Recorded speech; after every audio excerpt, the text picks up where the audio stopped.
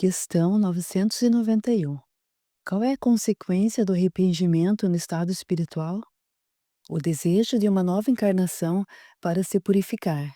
O espírito compreende as imperfeições que o privam de ser feliz e, por isso, aspira a uma nova existência em que poderá expiar suas faltas. O Livro dos Espíritos, capítulo 2, Penas e Gozos Futuros. Ide Editora. Capítulo 7, Difícil Resgate. Seus futuros renascimentos eram os assuntos de que mais falavam quando se agrupavam aqueles companheiros. Era imprescindível se pensar no futuro, uma vez que estavam internados há vários anos, e existiam criaturas à beira da loucura nas trevas do vale precisando de ajuda e alojamento.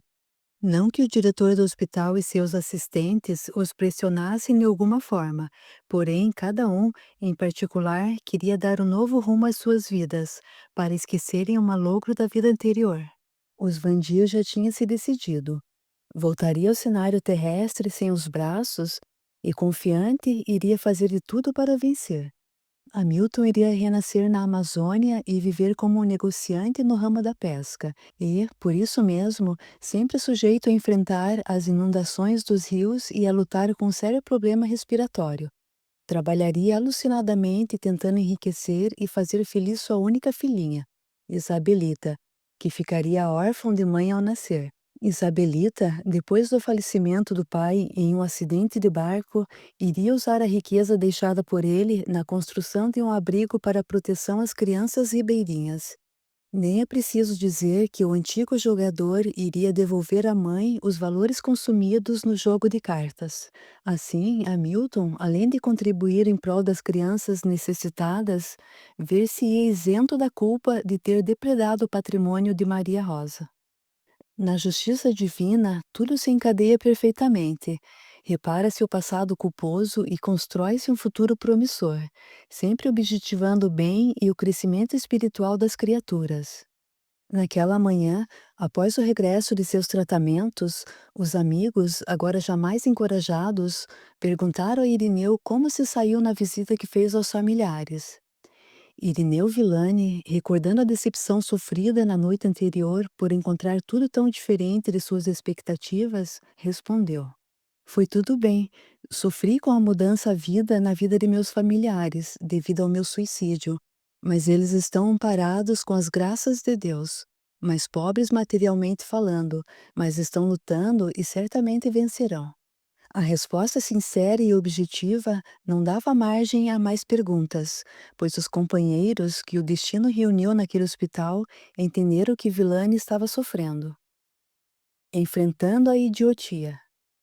A convivência pacífica entre os companheiros de desditas se fazia cada vez mais crescente, pois o sofrimento, em qualquer parte do mundo, tende a abrandar os corações dos homens, levando-os a se ajudarem reciprocamente. Assim, aqueles espíritos em busca de refazimento e melhora espiritual mantinham-se sempre unidos, encorajando-se uns aos outros e rogando sempre as forças do alto para seus novos cometimentos.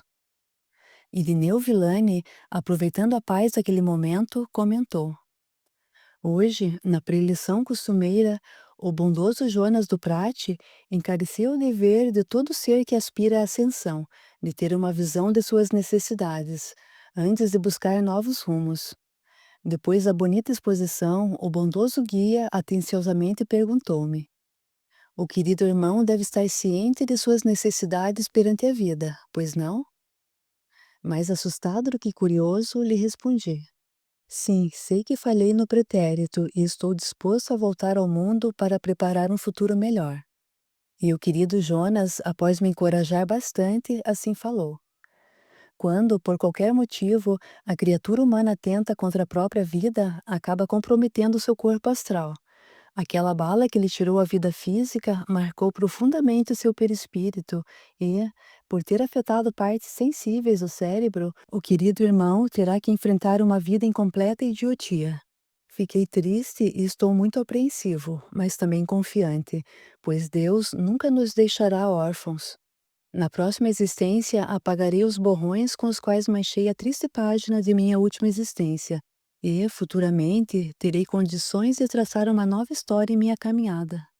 Nesse momento, Márcio Donizete Veiga entrava no quarto, pois ficara conversando um pouco mais com o assistente Félix sobre o planejamento de sua futura existência. Voltava um tanto apreensivo, pois teria que ser muito forte nas provações a que se submeteria. Ao vê-lo absorto em seus pensamentos, Elcio perguntou: Em que está pensando nosso amigo músico? Será que está pensando em compor uma belíssima sonata e desbancar Beethoven? Ah, meus amigos, desculpem-me pela distração. Eu analisava as minhas deficiências face à minha necessidade reencarnatória. Tremo só em pensar. E, diante dos olhares atentos dos companheiros, Márcio Donizete Veiga contou que tanto o afligia. Pensem comigo se não é para se entrar em desespero. É claro que é uma proposta e ainda não é definitiva. Vou ter tempo para pensar e me decidir, mas creio que não terei uma alternativa melhor. Só que eu estou nas condições daquele devedor que não tem nenhum recurso e sente a necessidade de quitar uma dívida. Porém, essa dívida é alta demais e me sinto acovardado no momento. Não sei se terei estruturas para resgatá-la. Deixe-me expor a alternativa que se me depara à frente. Talvez, no desabafo desse momento, surja alguma palavra que me encoraje a enfrentar o futuro com destemor. A possibilidade aventada pelo Departamento de Reencarnações seria o meu reingresso na forma carnal num corpo aleijado. Renasceria no Brasil Central num corpo defeituoso, tendo que manquitolar a vida toda. Trabalharia como agricultor até os 40 anos e contrair, nessa idade, o pênfigo foliáceo ou fogo selvagem, e desencarnaria aos 55. É claro que, nessas condições, terei que viver durante a vida toda sem o amor e o carinho de uma esposa, de filhos, e amargar durante 15 anos o suplício da terrível moléstia. Talvez vocês estejam tentando adivinhar qual foi o tipo de loucura que cometi na minha última existência, para que meu futuro renascimento seja assim tão complicado, não é? Vou lhes contar a minha vida e como foi que fugi do convívio dos homens. O músico. Nasci numa família de músicos. Meu avô era um ótimo saxofonista. Meu pai e dois tios também executavam com maestria diversos instrumentos musicais. E, por minha vez, nasci com os ouvidos aptos para sentir os mais sutis sonidos de uma nota musical. Assim, cresci com a mente voltada para a música e desde pequenino já arranhava as cordas de um bandolim que papai me deu de presente no meu quarto aniversário. Aos 7 anos, já conseguia solar todos os chorinhos que se gravavam naquela época em disco de vinil. Estudei como qualquer criança nas escolas convencionais e, depois dos estudos básicos, optei pela faculdade de música. Nesse tempo, tocando diversos instrumentos, eu conseguia me manter num bom padrão de vida, somente me apresentando nos bailes de clubes e em eventos importantes da época. Vivia rodeado de mulheres e me tornei um perfeito Dom Juan. Por conta disso, além da inveja de muitos colegas, eu ainda era odiado por muitos homens devido ao meu comportamento de conquistador. Não conseguia me contentar com as adulações das solteiras. Parecia-me que as casadas eram bem mais atraentes. E assim levei a minha vida, de conquista em conquista, sem nunca ter levado a sério nenhum relacionamento. Fiz muitos olhos bonitos se encherem de lágrimas, fiz-me surdo a tantos soluços e muitas vezes tive que viajar para longe, somente para me livrar de grossas confusões. Eu, que tinha os ouvidos sensíveis aos mais suaves sons de uma sinfonia, trazia alojada na caixa torácica uma pedra no lugar do coração. Lembro-me de que, certa vez, ao envolver-me com uma jovem senhora da sociedade, eu levei a maior surra, tendo que permanecer internado durante 15 dias e depois pagar uma fortuna para que um dentista me consertasse os dentes, pois a agressão sofrida foi encomendada pelo marido, e 3 brutamontes me deixaram desdentado. De conquistador a réu. Devido à minha fama de inveterado conquistador, foi necessária a nossa transferência para uma cidade grande onde ninguém nos conhecia, pois os convites para apresentações em bailes e eventos simplesmente foram desaparecendo. Nessa época, vivíamos somente eu e mamãe. Papai já tinha falecido. Talvez o fulminante ataque cardíaco sofrido pelo meu querido velho tenha ocorrido devido aos meus desregramentos. Mudamos na esperança de encontrar portas abertas nas casas noturnas, e assim poder continuar vivendo daquilo que eu gostava e sabia fazer. Porém, a mudança que se fazia urgente e essencial em minha vida, a de um novo comportamento diante da sociedade, nunca aconteceu. Na cidade grande, com novos costumes e um novo padrão de comportamento, comecei a ser assediado por um tipo diferente de mulher. Jovens adolescentes que viam no novo músico alguém parecido com algum ídolo da época, e tudo começou de novo. Não adiantaram os conselhos de mamãe. Para ela, que ficava em casa, tudo estava indo bem. Mas depois do término das apresentações, eu sempre estava envolvido com alguém. E, infelizmente, como uma jovem de 15 ou uma moça de 20 anos tem a mesma aparência, aquela que caísse em minha rede era peixe. Até que um dia, Evelyn, alguém com quem eu mantive um relacionamento mais demorado, disse-me estar grávida. Fiquei furioso, pois aquela gravidez iria mudar tudo. Eu, que nunca quis manter com nenhum namoro sério, vi-me forçado a pensar numa saída estratégica. Fugir do envolvimento que tinha com aquela jovem de 16 anos daria cadeia na certa. Diante da difícil situação, apavorei-me e desapareci. Fugi do mapa. Vivi uns 2 meses em outra cidade sem levar mamãe comigo, pois temia que qualquer atitude nesse sentido me complicasse, e eu não queria ser preso. Contei à mamãe por telefone o que estava acontecendo e pedi que não falasse do meu paradeiro com ninguém, pois assim que desse certo eu a buscaria. Assim que consegui acertar uma boa casa para a moradia e fechar um bom contrato por 6 meses, num famoso clube da cidade, voltei onde morava para buscar mamãe e nossa mudança. Estava dando tudo certo, até que alguém avisou a família de Evelyn e acabei sendo preso.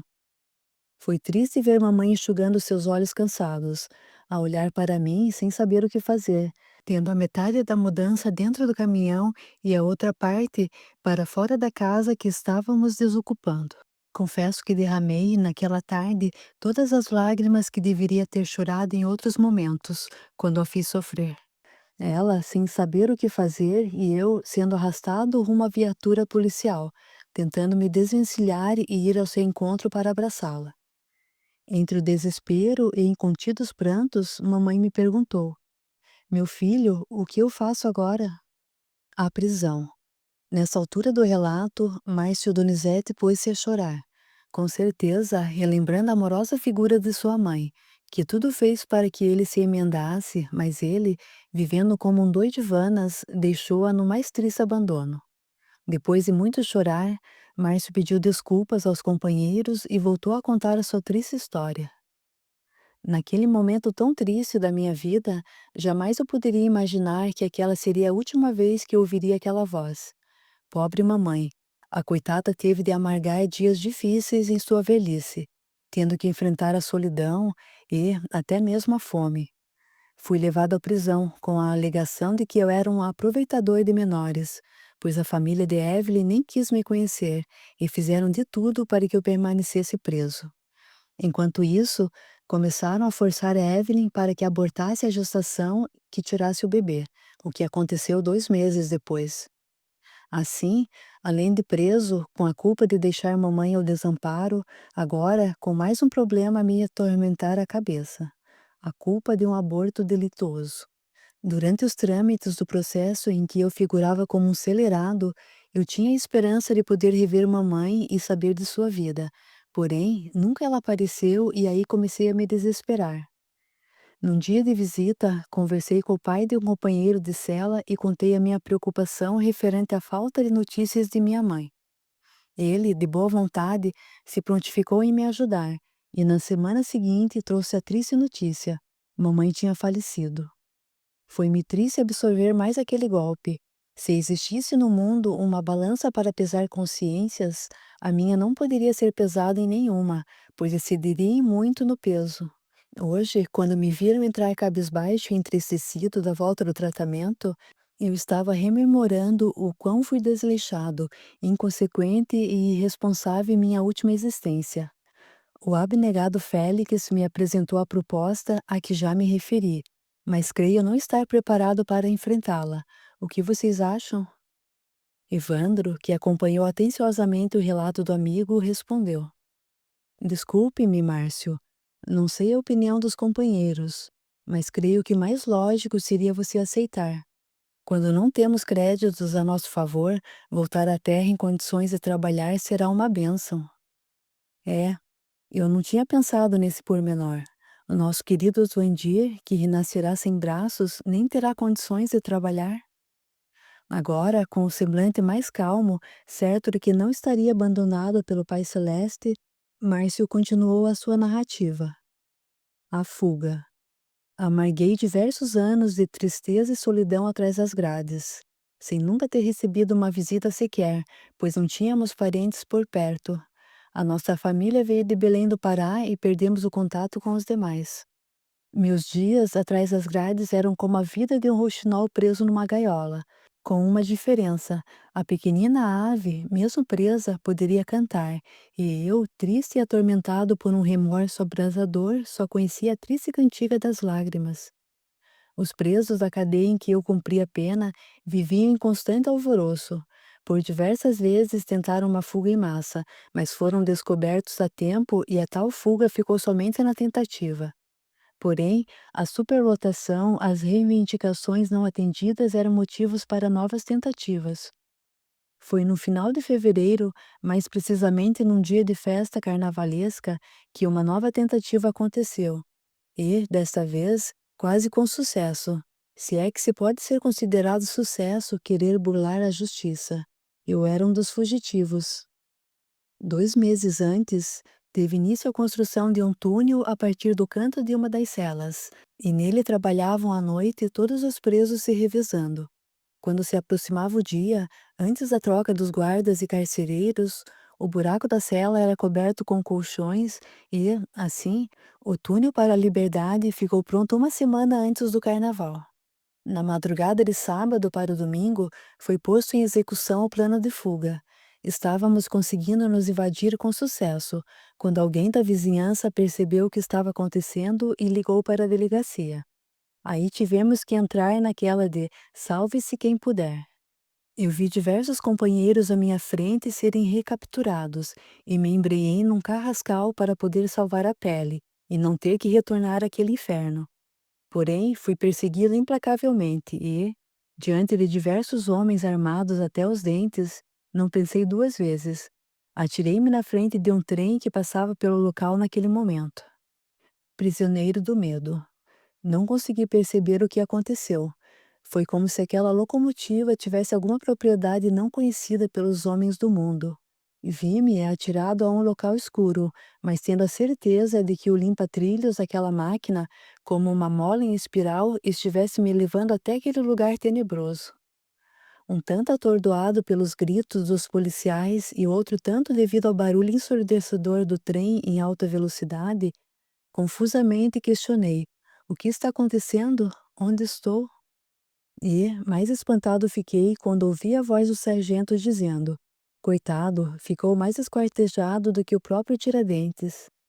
Hoje eu sei que o triste fim que dei ao meu corpo na existência anterior custar-me-á sofrimentos e lágrimas acerbas no futuro, mas aprendi com o querido irmão Félix que, para apagarmos das nossas mentes as lembranças de um triste fim, basta pegarmos-nos com Deus e iniciarmos um novo começo.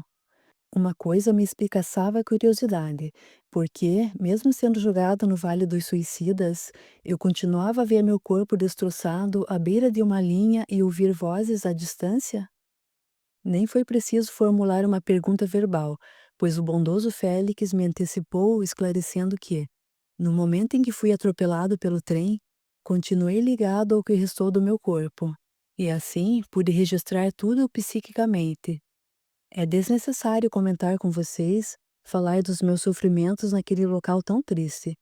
Sofri durante anos a impressão de estar faltando algum pedaço de mim mesmo, a sensação de ver meus braços decepados, de mirar nas poças do charco e ter a nítida impressão de ver o meu crânio estourado.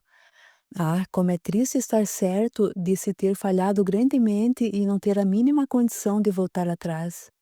Se fosse possível refazer a minha medíocre existência anterior, faria tudo diferente. Até poderia ser músico, porém jamais me aventuraria em conquistas ilícitas e jamais deixaria meus pais no abandono. Chico, se você dispusesse de alguns breves instantes para falar a uma pessoa prestes a suicidar-se, que diria essa pessoa? Diria imediatamente, qual já tenho feito em diversas ocasiões, que a morte não existe como extinção da vida, e que convém a essa pessoa uma pausa para pensar nas próprias intenções e revisá-las. Depoimento de Francisco Cândido Xavier, do livro Encontros no Tempo, capítulo Deus, Evolução e Vida, Ide Editora. Capítulo 8, Queda Livre. Numa linda manhã, após terem retornado da solenidade pelos 55 anos de Marco Silvestrini, frente à direção daquela casa, os companheiros se reuniram como de costume, e Luiz Antônio Sanches comentou: Se não estou enganado, de todos nós, o único que ainda não falou de seu desastre na vida anterior fui eu. Só peço a vocês que me relevem se eu chegar ao oceano das lágrimas através de meu barco emocional, pois sofro até hoje só em pensar na insensatez que cometi. E aquele espírito fechou os olhos, talvez na tentativa de trazer à lembrança as imagens da saudosa infância. Depois, olhando para os companheiros, falou: Nasci numa pequena cidade de Goiás, famosa por suas águas termais. Fui o filho mais velho do casal Eudes e Maria do Socorro Sanches. Depois nasceram Silvério e Silvana. Quando nasci, meus pais tinham uma pensão, forneciam refeições e nossa casa tinha capacidade de acomodar até 10 hóspedes. Naquele tempo, numa cidade desprovida de indústrias, mas muito procurada por turistas, quem tivesse uma pensão tinha condições de viver muito bem. Em minha infância, nada ocorreu de tão diferente que eu me lembre. Estudei dos 7 aos 18 anos em minha cidade querida e, lá pelos 16 anos, me engracei por uma garota de olhos azuis, cabelos cor de ouro, que veio com sua família morar na cidade, devido a problemas de saúde de sua mãezinha. Eu, que sempre fora um menino calmo e obediente, a partir daquela data tornei-me alguém agitado, um tanto displicente e muito ciumento, e a causa daquela mudança eram os encantos da bela Sofia. Assim que terminei o colegial, prestei o vestibular numa cidade vizinha, e talvez, levado pela influência de Sofia, que queria fazer jornalismo, eu também resolvi fazê-lo. Foram mais alguns anos de estudos e de convivência conturbada com ela, por conta do meu temperamento. Era difícil passar uma semana sem que discutíssemos, pois ela era linda demais e alvo de muitos olhares, o que acendia em mim o fogo do ciúme. Mamãe sempre me dizia: Filho, uma pitadinha de ciúme é um bom tempero num relacionamento, mas o ciúme tem que ser pequeno em relação ao amor que se tem pela pessoa amada. Porém, as palavras de mamãe entravam por um ouvido e saíam pelo outro. Depois de muitas idas e vindas à faculdade, discutindo, o curso de jornalismo chegou ao fim e o nosso namoro também. Não era possível manter um relacionamento assim. Eu não conseguia ter um momento sequer de paz. Para não viver brigando, a gente se separou. Em busca de trabalho. Nesse tempo, meu irmão Silvério já estava com 20 anos e estudava ainda. Ele estava fazendo administração na mesma faculdade em que estudei. Silvana, com 18 anos, não quis mais estudar, pois sua permanência na pensão era de grande valia, tanto para papai como para mamãe, na cozinha. Era ela quem cuidava dos assuntos burocráticos da pensão, como fazer anotações, ir aos bancos, ajudava na elaboração de cardápios e fazia as compras. Mesmo contrariando os meus pais, tentei um serviço em Goiânia, mas nada consegui. Talvez o meu destino esteja em São Paulo, pensava, pois a família de Sofia tinha voltado para a capital paulista e ela já tinha conseguido se empregar. Eu não admitia, mas o que eu queria mesmo era tentar uma reaproximação da antiga namorada. Deixando papai entristecido e mamãe aos prantos, tomei o rumo de São Paulo, convicto de que iria me dar bem. Até hoje ainda me lembro do momento em que o ônibus parou na rodoviária da capital paulista. Chovia bastante, a ponto de haver congestionamento no trânsito. E eu pensava quase que arrependido. O que vim fazer aqui nesse lugar, meu Deus? No entanto, agora que já estava ali, eu tinha que enfrentar. Esperei passar o forte aguaceiro que desabava e, receoso, comecei a andar, sempre atento pelo medo de ser assaltado. Quando vi que tudo serenou e o trânsito fluiu normalmente, deparei-me com o motorista que nos trouxe e pedi informações, dizendo que eu estava vindo de Goiás e que não conhecia nada ali. Aquele homem, compreendendo a minha situação, perguntou se eu não tinha o endereço de nenhum parente. Respondi-lhe que não, que a única coisa que tinha era o telefone de uma amiga que havia se mudado há uns 5 meses, mais ou menos. Ele aconselhou-me a telefonar para ela e contar a minha situação. Foi o que fiz. Disquei aquele número e ouvi aquela voz inconfundível, dizendo alô. Identifiquei-me e disse estar na rodoviária e sem noção nenhuma de que rumo tomar. Para sorte minha, naquele dia, quando nos separamos, o fizemos civilizadamente e sem brigas. Caso contrário, eu estaria, naquela hora, num mato sem cachorro. Dentro de 40 minutos, Sofia e seu pai estavam estacionando o carro no local previamente combinado. Foi um grande alívio vê-los ali à minha frente, pois eu temia ser roubado e até mesmo pela própria vida. Tantos comentários que fazem sobre a famosa selva de pedras. Enquanto estava me ajeitando no banco traseiro do carro, eu agradecia pela bondade de estarem me ajudando. Sofia, sorrindo, dizia não ser preciso agradecê-los, pois fariam o mesmo até um desconhecido. Um pouco sem jeito, acomodei-me num cômodo que servia de despensa, onde colocaram um colchão, disseram que eu poderia ficar ali até que arranjasse um emprego e tivesse condições de ir para uma pensão ou hotel. Finalmente o emprego. Creio que ninguém se sente bem em casa alheia. Não que a família Teodoro me fizesse alguma exigência, mas eu me sentia deslocado e, por isso mesmo, permanecia o maior tempo possível em meu quartinho. Aproveitava o tempo consultando anúncios de empregos nos jornais e, no dia seguinte, saía à luta. Após 3 semanas de estada em São Paulo, fui convidada a comparecer numa empresa onde tinha deixado um currículo, dias antes. Barbeei-me, coloquei a minha melhor roupa e lá estava no horário marcado para a entrevista. Existiam 2 vagas para assessor de propaganda. Fui entrevistado e no dia seguinte, qual não foi a minha surpresa ao receber um telefonema pedindo meu urgente comparecimento no escritório da empresa. Fui admitido e com salário além das minhas expectativas. Diante da nova situação, conversei com o senhor Osvaldo, pai de Sofia, e solicitei que me deixasse ficar mais um mês, até que eu recebesse meu primeiro pagamento, e então, depois de acertar com eles o que lhes devia pela acolhida, eu iria para um hotel. Aquele chefe de família, demonstrando a maior boa vontade, assim me falou: Fique tranquilo, meu filho, você pode permanecer aqui em casa até quando quiser.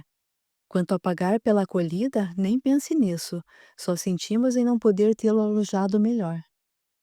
Aquele mês foi para mim um dos mais tumultuados na capital paulista. Foi difícil conciliar a necessidade do uso dos coletivos e o horário de entrada na empresa. Foi preciso me acostumar a ir mais cedo para o ponto de ônibus para não chegar atrasado ao escritório. Após receber o pagamento no final do mês, procurei um hotel quase perto da empresa em que trabalhava e me mudei no dia seguinte. Foi constrangedora a minha saída daquela casa, pois todos se mostraram simpáticos e tão amigos, e principalmente devido aos encantos da bela Sofia, que continuava mais linda do que nunca. Permaneci naquele hotel durante alguns anos. Depois adquiri um apartamento e fui morar no que era meu. Nesse tempo, eu e Sofia estávamos namorando de novo. Aí, então, eu já frequentava a sua casa, e muitas vezes ela e a família vinham me visitar e almoçávamos juntos. Pouco mais de um ano da reaproximação, numa quinta-feira, casamo-nos, e eu tinha certeza de que íamos nos dar muito bem, pois, diferentemente das pequenas cidades onde todos falam de tudo o que acontece, nas grandes cidades a maioria das pessoas nem se cumprimenta. Não haveria, portanto, motivos para que o meu doentio ciúme nos separasse. O ciúme me atirou num abismo. O ciúme é uma terrível e perigosa doença.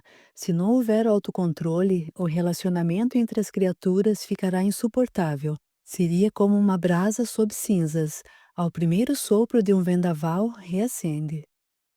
Vivemos felizes durante 2 anos e nunca me passou pela cabeça que ela seria capaz de me trair, Porém, como Sofia começou a chegar mais tarde em casa, alegando estar colocando o serviço em dia, comecei a desconfiar.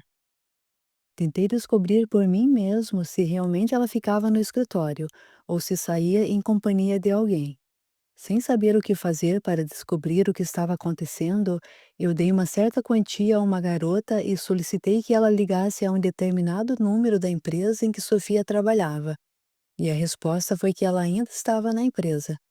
O tempo passava, o tal serviço nunca ficava em dia, e eu me sentia cada vez mais desesperado. Mesmo me esforçando para não deixar perceber o meu descontentamento por aquela situação, Sofia sempre dizia que o seu serviço já estava quase regularizado e que em breve ela voltaria para casa no horário certo.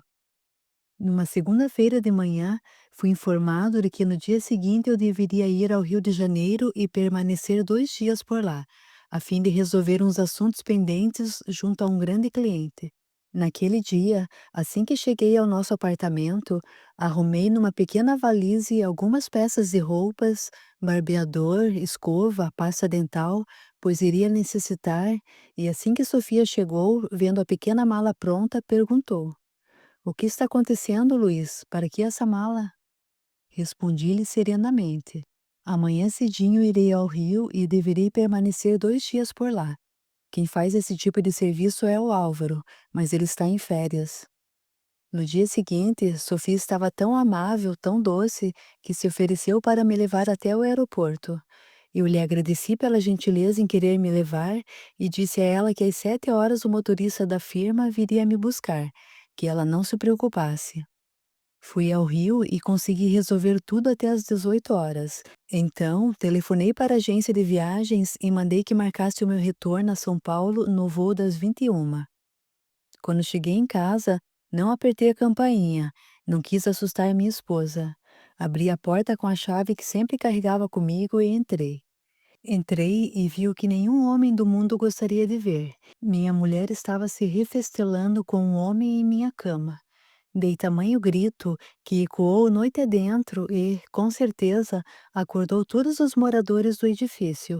Em seguida, atirei com toda a minha força a valise contra o espelho da penteadeira e corri feito um doido, corredor afora, e me atirei do 15º andar.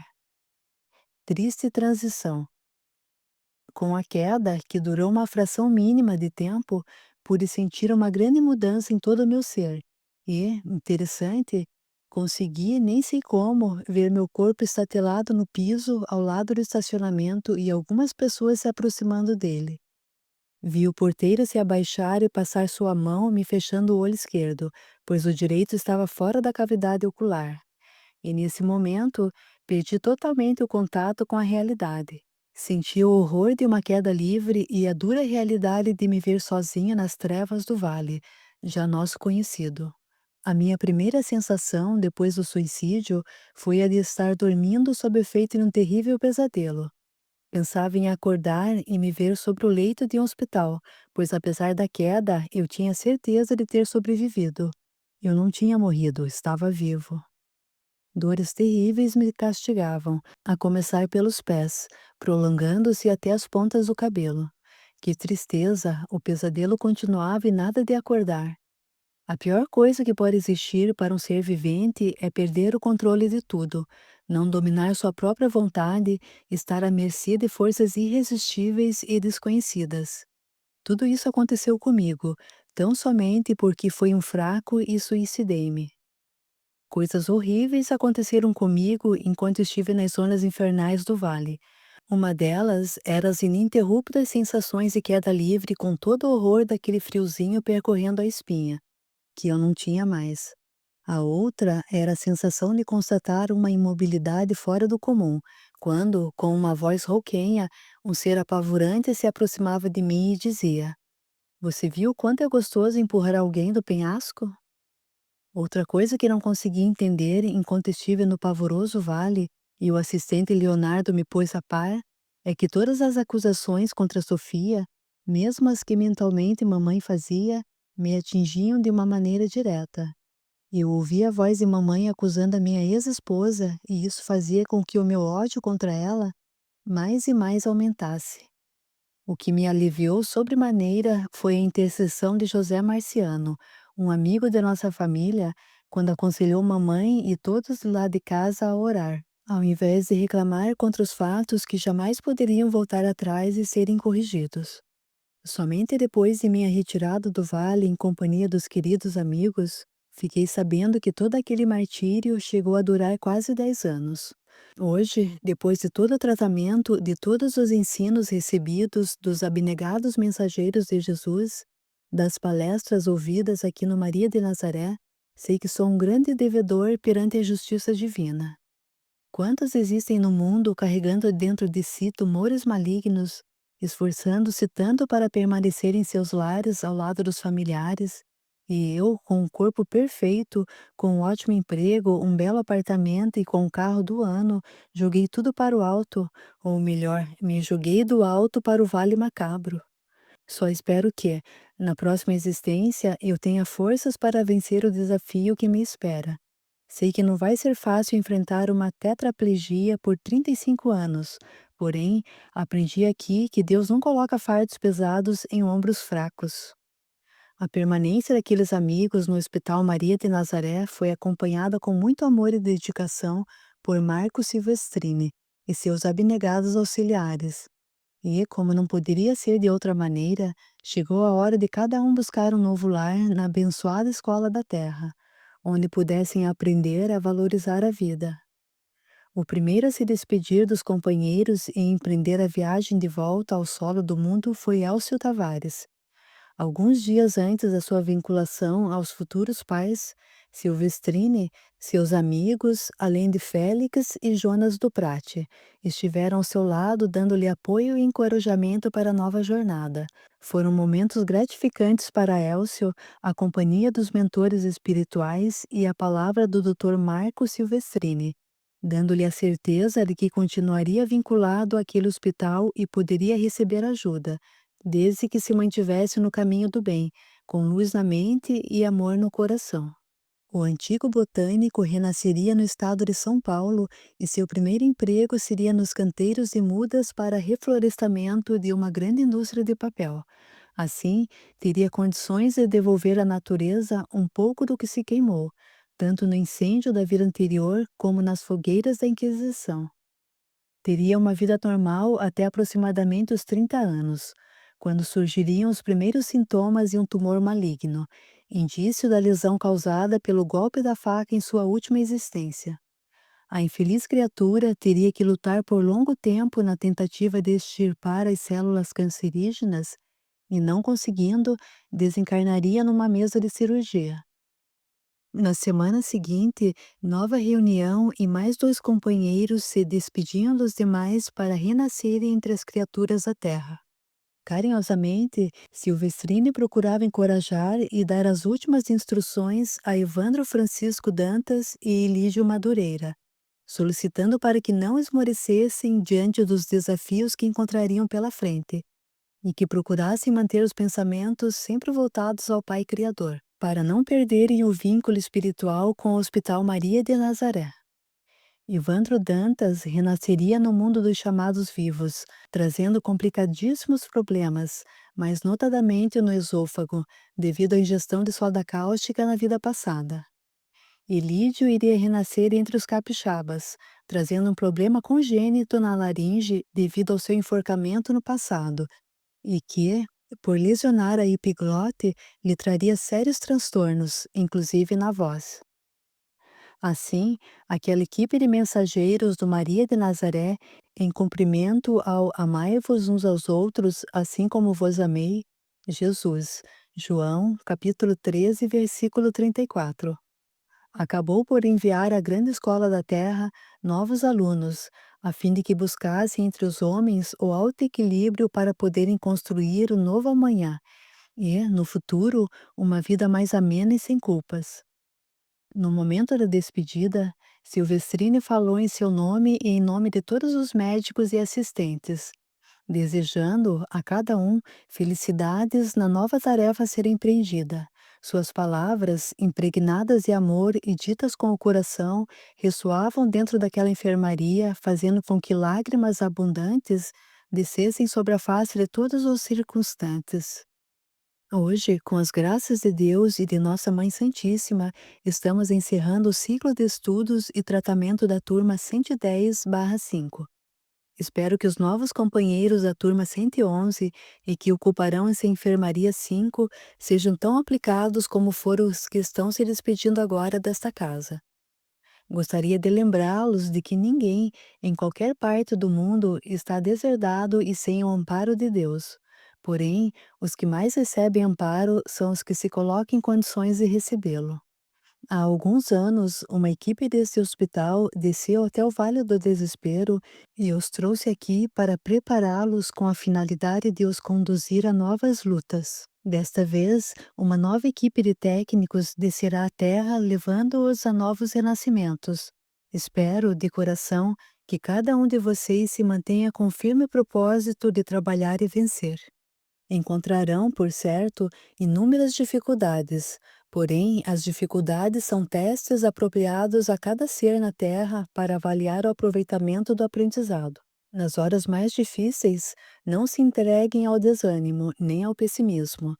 Cada um de vocês sentiu na pele o aguilhão da dor, oriunda da consciência culpada. O remorso é indício de melhora, mas não corrige o erro. O coração puro e a consciência sem máculas são vitórias alcançadas pelos que trabalham, que amam e servem em nome de Jesus. E para terminar as nossas humildes palavras, gostaríamos de orar ao Criador do Universo, rogando bênçãos, paz e luz em todos os caminhos. Nosso Deus, Pai de amor e bondade, dentre as criaturas da terra, somos os filhos agraciados por tantas bênçãos, mas tão somente pela vossa bondade e não por nossos méritos. Estamos ainda na condição daquele amontoado de argila, esperando que as vossas mãos nos transformem em simples tijolos a fim de se construir o mundo feliz com que sonhamos. Somos como o pequeno filete d'água sem condições de descedentar aos que nos procuram. Porém, estamos dispostos a unir as nossas águas ao pequeno regato, a fim de atingirmos o grande mar da vida e beneficiar a todos. Não permitas, Senhor, que sejamos inconsequentes, fugindo do caminho na hora de ajudar. Se ainda não conseguimos ser como o bom samaritano, que pelo menos estejamos no caminho do bem. Se ainda não estamos percorrendo integralmente o caminho traçado por vosso amado Filho, que possamos estar em qualquer caminho, mas sempre ajudando aos que mais sofrem. Se ainda não temos pleno conhecimento da verdade, que possamos pelo menos estar à sua procura. E, se ainda não conseguimos entender a morte como reveladora da verdadeira vida, que pelo menos possamos um dia, Senhor, morrer sob a vossa divina paz. Que assim seja, Senhor.